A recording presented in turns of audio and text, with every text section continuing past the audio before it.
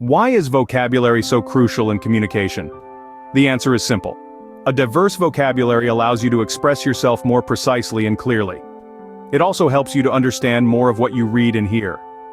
Today, we will delve into a fascinating exploration of words rooted in spect, derived from Latin, meaning to look or to see.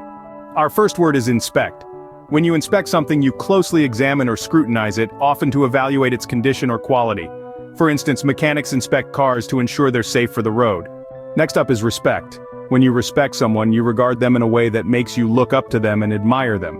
For example, you might respect a teacher who has a profound knowledge and passion for their subject. Then we have perspective.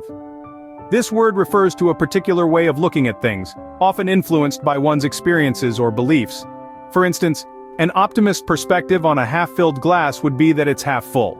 Following that, we have spectacle.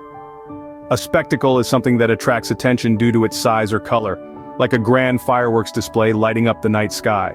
Our fifth word is spectator. A spectator is someone who watches an event or activity, often as an audience member. For example, spectators at a football game cheer for their team. Moving on, we have aspect.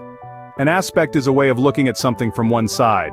For example, one aspect of studying biology is learning about the human body. Next, we have expect. When you expect something, you look forward to it happening or anticipate it. For instance, children often expect gifts on their birthdays. Our eighth word is retrospect. Retrospect is a look back at the past. For example, in retrospect, one might realize that a decision made years ago was the right one. Next, we have prospect. The prospect is the possibility or likelihood of something happening, often viewed as a future outcome. For instance, the prospect of a vacation can be exciting. Our 10th word is spectrum.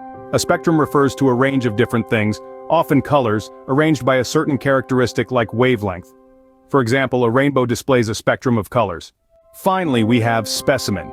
A specimen is a single example or sample of something to be shown or tested. For example, in a biology lab, you might examine a specimen under a microscope. In conclusion, words with the root spect all have to do with looking or seeing in some way. So the next time you inspect a specimen or respect someone's perspective, remember, you're literally looking at the world through the lens of spect. Keep this in mind, and it will not only enrich your vocabulary but also enhance your understanding of the language.